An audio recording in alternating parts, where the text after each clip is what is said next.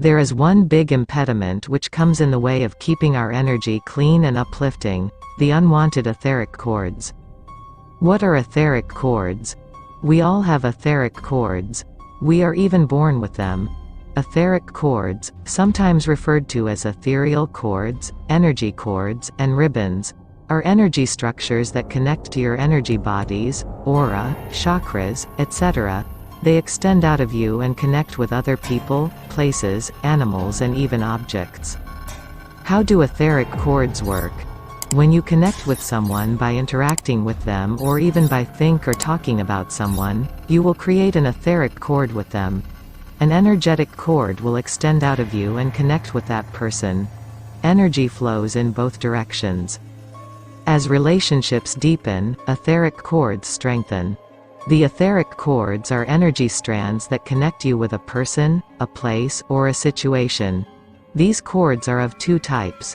The positive cords are the bonds of love that make you feel uplifted, relationships of mutual respect, balance in give and take.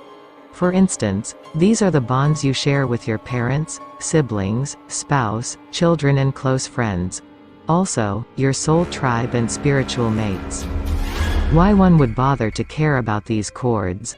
The impact could be quite powerful, and their nature will depend upon the energy of the other person with whom you have formed a cord. The energy between two people can be dynamic, and both positive and negative. Sometimes we can take someone's positive loving energy or have ours taken from us, and the connection can be healthy and positive. Yet, there's some cords which are created when you cling to someone or something out of a fear-based mindset. Even mothers can do this with their children. These types of worrisome and needy cords can leave you feeling drained energetically. So, you want to clear or cut the cords of unhealthy relationships, negative energy, or patterns. Upon doing so, you can often move on to receive new opportunities in life, feel happier, and even have more energy. Take note that this does not mean that you will necessarily cut this person out of your life. You are merely clearing the negative ties that are energetically burdening you. We are every day forming etheric cords, many of which are unwanted, and drain the energy field constantly, impacting our mental, physical, and emotional health. These unwanted etheric cords could have their origin in the following. From past lives, etheric cords continue to exist with people, significant places, and vows made in past lives. For example, if you were a nun in a previous lifetime and had made a vow of chastity, this can continue to have an impact on your current married life. While neither the people or the decisions you made have any place in your present life, the effect remains. You can equate these cords with psychic cords, which continue to exist even after many lifetimes. They often appear as karmic patterns, repeating occurrences that refuse to go away no matter how much you try. These can sometimes manifest as physical ailments, unknown fears, or a mind block. The cords we are forming now, everyone we interact with on a day-to-day basis, even if there is a slight emotion in the exchange, leads to formation of etheric cords. Anyone with who we have had a troubled relationship, for example, ex-boyfriend, girlfriend, former spouse, friends, or colleagues with whom we have had a fallout, all those people who were once a part of our lives. The givers. Those who are inherent givers have to be extremely careful, because an unbalanced relationship is the root cause of unwanted etheric cords. The people who have taken from you will continue to draw from you energetically at a subconscious level, unless they have returned your generosity in some way. If you are in a relationship with someone who is constantly needy, it can lead to dependency issues and an unhealthy energetic equation.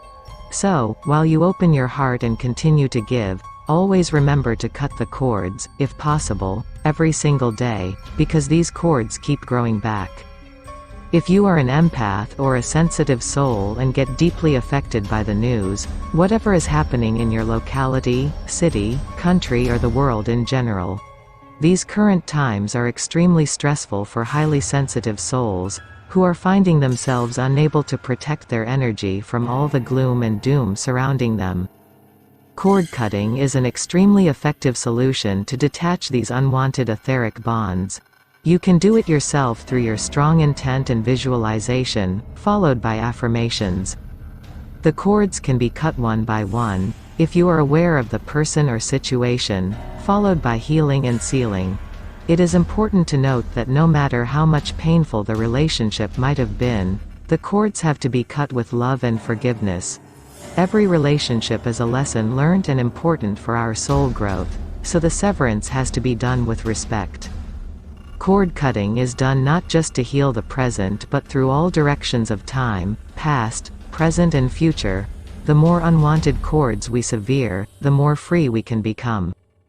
With practice, you can keep yourself from being corded in the future and cut down on your tendency to cord. The more you clear cords, the more you'll be able to recognize the feeling of wholeness that occurs when your system is free of such quagmires. You will also find yourself noticing more readily when they've happened again and be able to decord before any lasting problematic patterns are set up or you feel drained and resentful. It's as the Sufi saying says, "Never give from the depths of your well, but from your overflow." That is what decording enables you to do.